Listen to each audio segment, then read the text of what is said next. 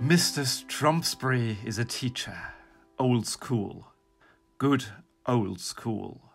He's nice to all learners and praises them explicitly every time they give a correct answer or have solved an assignment.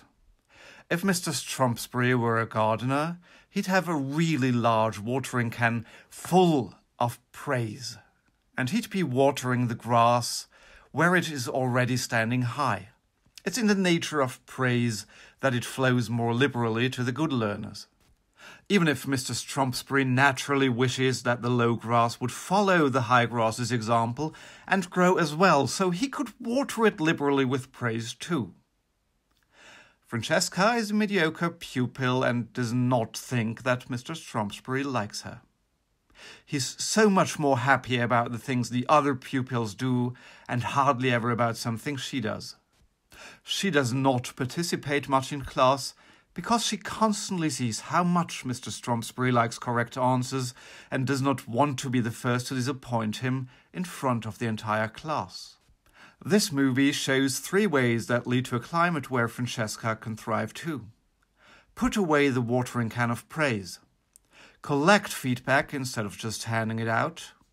And cultivate a set of positive interactions that work for everyone. First, Mr. Strumpsbury should just switch off the watering can of praise. There may be situations where praise is good or even necessary. The simple fact that a student gives the correct answer or has finished a task is not. These learners are satisfied anyway, and it's much better for their learning if they are happy about their achievement, rather than Mr. Strumpsbury's praise.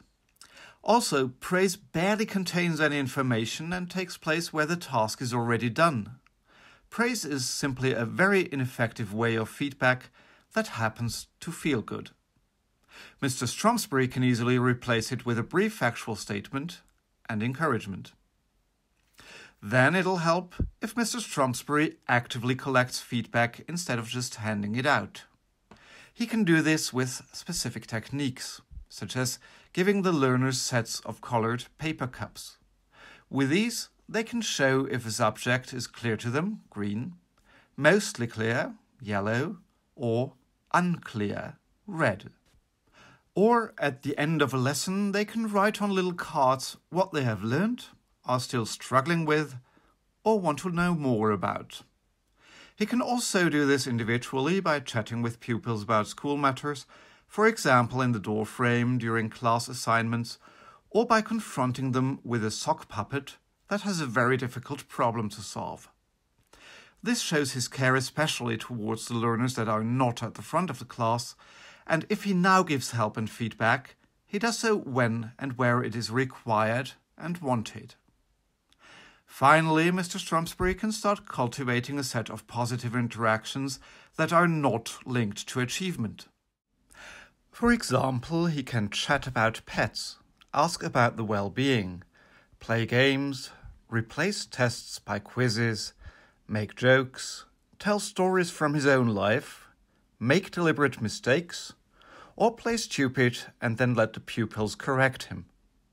Or he may just occasionally put everyone's well-being in front of the learning achievements.